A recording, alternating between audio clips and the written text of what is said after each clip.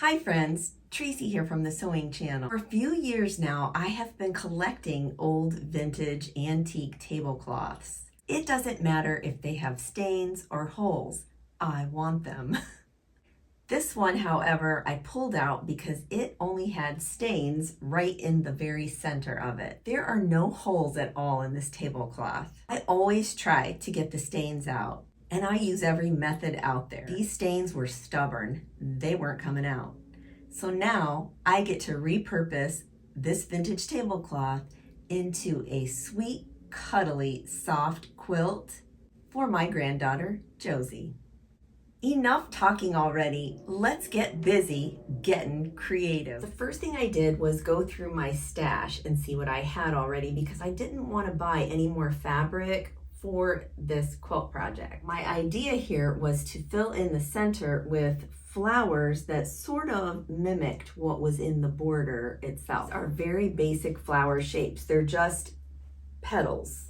So I went searching for this type color right here. It's sort of like a teal aqua. And you can see that's a pretty good match. I don't have any more of what I ended up going with, what I cut up for this project. It's sort of like a green bluish grunge.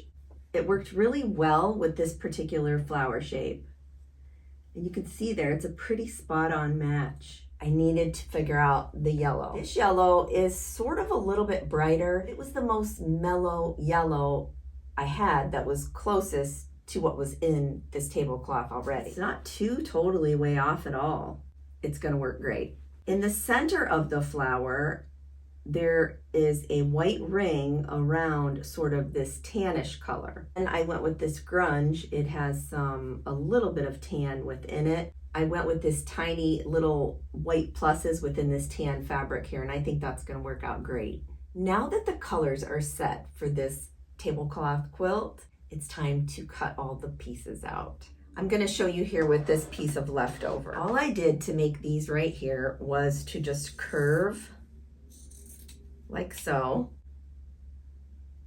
and then cut the opposite way, making sort of like a leaf type shape. Hopefully you can see that, put it against that white. Once I got all of these tiny little pieces cut out, I knew that there was going to be some sort of applique involved with this quilt going into it. I opted for the Ultra Hold Heat and Bond. This one is a no sew because I'm not going to sew around these tiny pieces. There's no way. I can simply just free motion quilt around it however I see fit. That was the way to go. Typically with Heat and Bond, you would adhere both the fabric and the Heat and Bond together in a larger piece and cut around it. Since I wanted the edges to fray, I had to cut out all of the tiny pieces of the petals in this, just smaller than all of these. But there's a shiny inner border, and that is the applique part that gets adhered to the tablecloth. And once it's washed, it's gonna give us a really nice fray effect. Let's take a look at this video on how to prepare it. Once you get your fabric piece cut out, then you're going to cut the Heat and Bond just slightly smaller than that.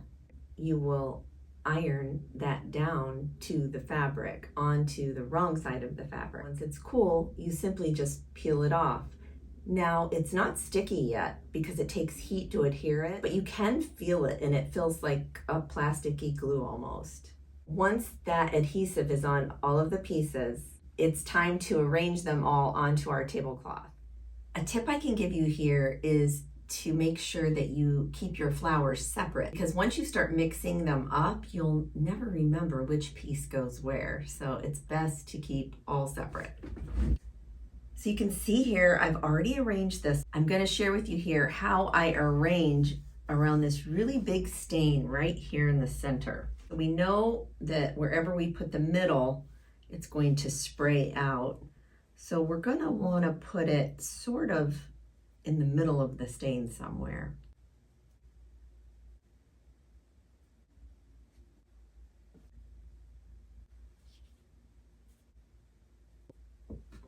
Right along that stain right there. If you're following this right here, you can see there's a big stain right there. So I'm going to sort of come up from that.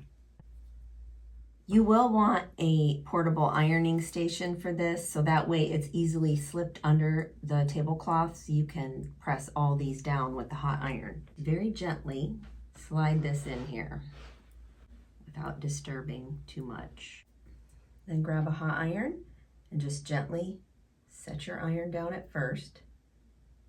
Lift up. You're just kind of pre-adhering everything because you don't want to go right into this and do this motion all over because you're going to move these over here.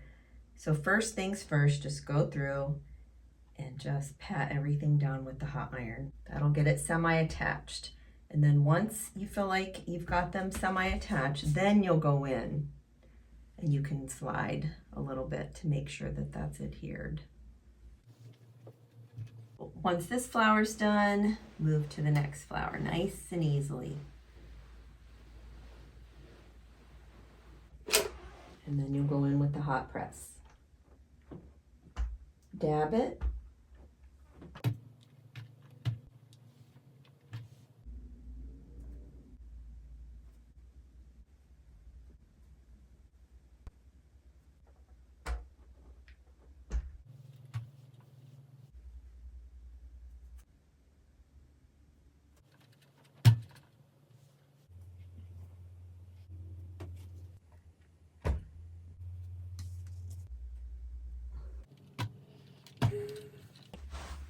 As you can see, these are not going to fall off. They're not going to go anywhere. They are stuck there for life. Let's get this sandwiched up and quilted. Check out this darling double bubble gauze that I got on sale at Joann Fabrics. Doesn't it match perfectly? I love it. It is super soft to the touch. Josephine is going to love it.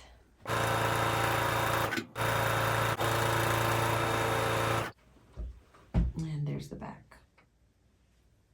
That just needs cleaned up. Here I just have some feathers going on. I did feathers all around the entire border.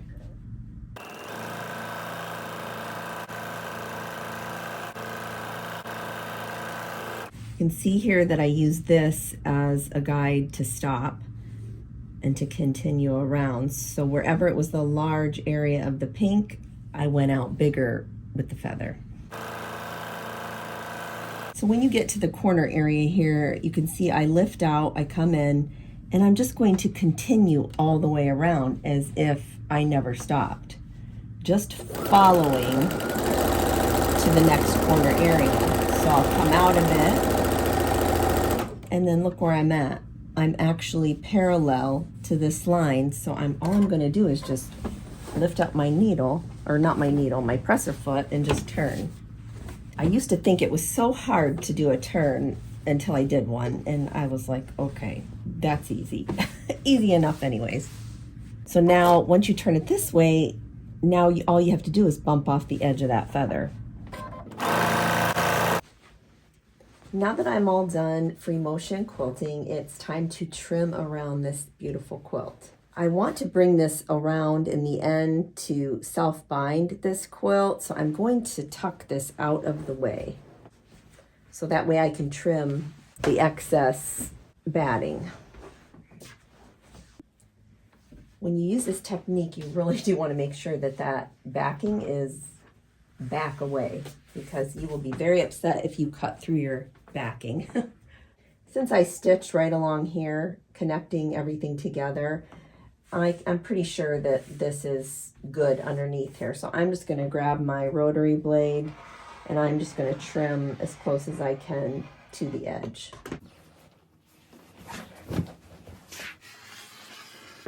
In order to self-bind this quilt, I'm going to leave an inch from the edge outward, and then I'll just fold and fold and sew. So here I'm just making sure that I have that inch, and I did put that backing on crooked, but it is what it is. It's hard to see sometimes, you know. All I'm doing is just taking and folding once and then twice and then sewing along.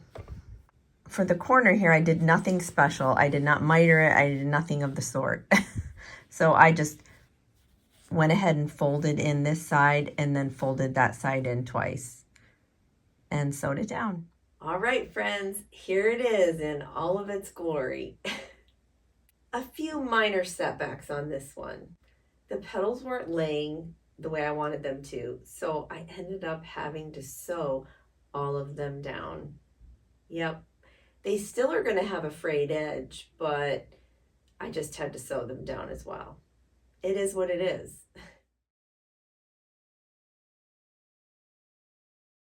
Look how nice those frayed edges are. Oh my word, I absolutely love how this quilt turned out. Look at those two flowers next to each other.